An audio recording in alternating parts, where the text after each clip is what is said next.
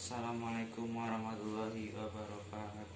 Assalamualaikum warahmatullahi wabarakatuh. Nama saya Haidar Ziban Alandia Wahab dari kelas 11 IPA 1. Saya pindahan dari sekolah SMA Negeri 13 Kota Bekasi. Di sini saya akan menjelaskan tentang batang tumbuhan. Dimulai dari struktur primer batang. Struktur primer batang terdiri dari epidermis dan jaringan pembuluh primer. Pada korteks biasanya terdapat jaringan parenkim. Kadang-kadang ada kolenkim, serat, dan sklerik. Pada kebanyakan tumbuhan dikotil dan gimnospermae phloem terletak sebelah luar dari xilem, tetapi beberapa famili Astrosae dan beberapa tumbuhan lain terdapat endodermis pada batang. Stele atau silinder pembuluh terdiri atas beberapa jaringan, yaitu endodermis, jaringan pengangkut, dan empelur. Beberapa type stele yaitu protostele, sifostele, terus apa lagi ya?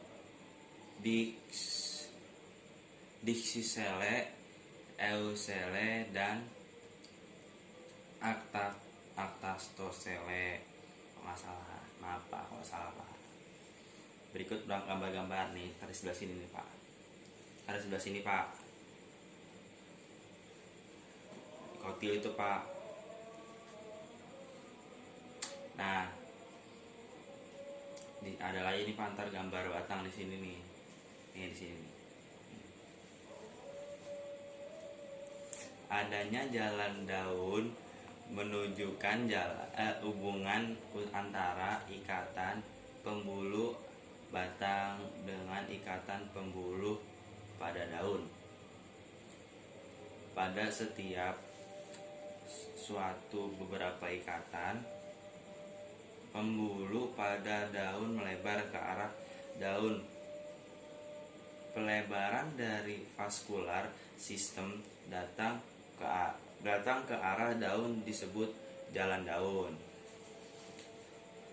Satu daun dapat mempunyai satu atau lebih jalan daun. Pada daun yang mempunyai 3 jalan daun biasanya terdiri dari jalan median dan dua jalan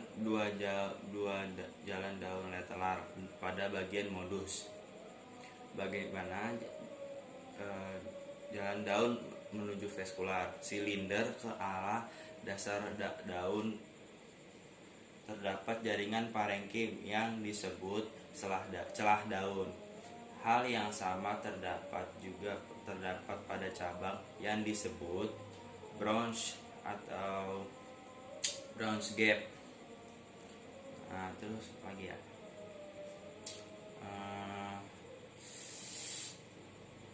Gambarnya dulu dah, ada gambar apa? Celah daun, celah dahan, jalan dahan dan jalan celah daun. Modus melalui jalan daun dan celah daun sama dengan B dan A, tetapi dengan disertai jalan dahan dan celah dahan C. Jalan daun dan jalan dahan yang memisahkan diri dari silinder pembuluh serta secelah yang berasosiasi dengan masing-masing jalan. D, E, F. Penampang transversal batang terdapat pada A masing-masing pada taraf A, strip A, B, strip B, C, strip C. G, tampak muka dari bagian luar. Silinder tersebut H, penampang melintang dari G di tempat di tempat A strip A. Pada bagian A strip H, jaringan pembuluh tidak digambarkan sebagai xilem dan floem.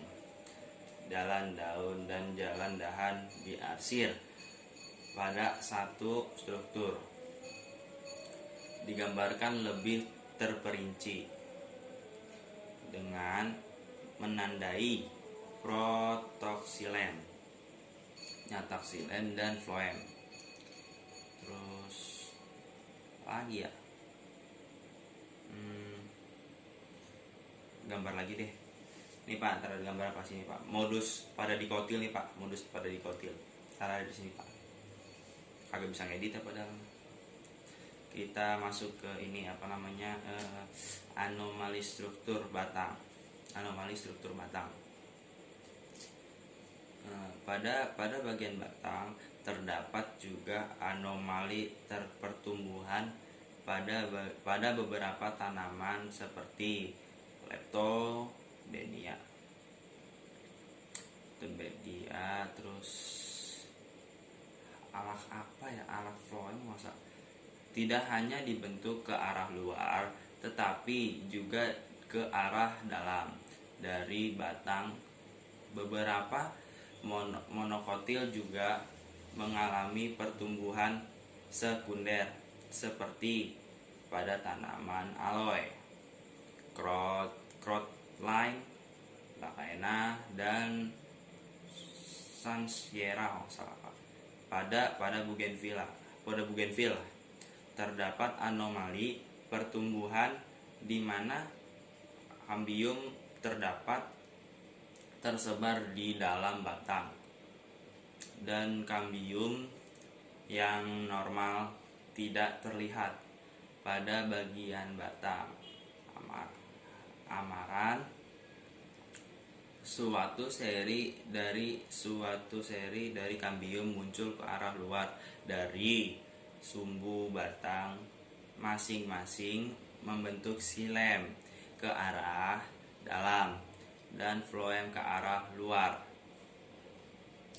Pada crotline, kambium dibentuk di sebelah luar bekas pembuluh primer dan menghasilkan bekas pembuluh sekunder, serta parenkim ke arah dalam dan sejumlah kecil ke arah luar.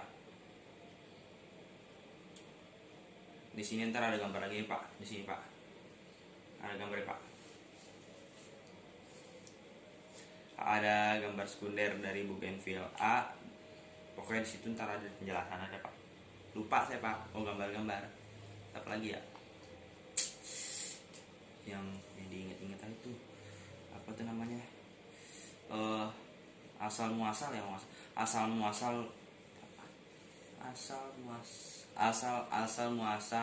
peristiwa anomali batang. Coba saya ingat Pak. Anomali batang. Ada yang pertama, ada 9 masalah Pak. Yang pertama apa sih namanya? Pertumbuhan sekunder yang tidak normal pada tumbuhan dikotil. Yang kedua ada tak adanya trakea pada xilem. Yang ketiga adanya berkas pengangkut tersebar pada tumbuhan dikotil. Keempat, adanya berkas floem dan xilem yang eksklusif. Yang kelima adanya berkas pengangkut medular, yaitu bekas pembuluh yang berada pada kit. Apa ya? Udah namanya itu lupa ya. Kit apa ya? Yang keenam, adanya bekas pengangkut korteks. Yang ketujuh, adanya floem intraksilar. Yang kedelapan, bekas pengangkut tersusun seperti lingkaran pada tumbuhan monokotil. Yang ke-9 ada yang ke-9 adanya tumbuhan sekunder pada tumbuhan monokotil. Nah, itu aja sih Pak yang saya ingat Pak. Mohon maaf ya, saya kurang lebihnya saya mohon maaf. Saya Haidar Jiban dari 11 MIPA 1. Wassalamualaikum warahmatullahi wabarakatuh. Nggak nyontek ya Pak, saya nggak nyontek nih Pak. Nggak percaya nih. Nggak bisa ngeliat balik nih Pak, nggak bisa nih Pak. Tuh kosong tuh Pak. Kosong ya. Nggak nyontek sama Pak.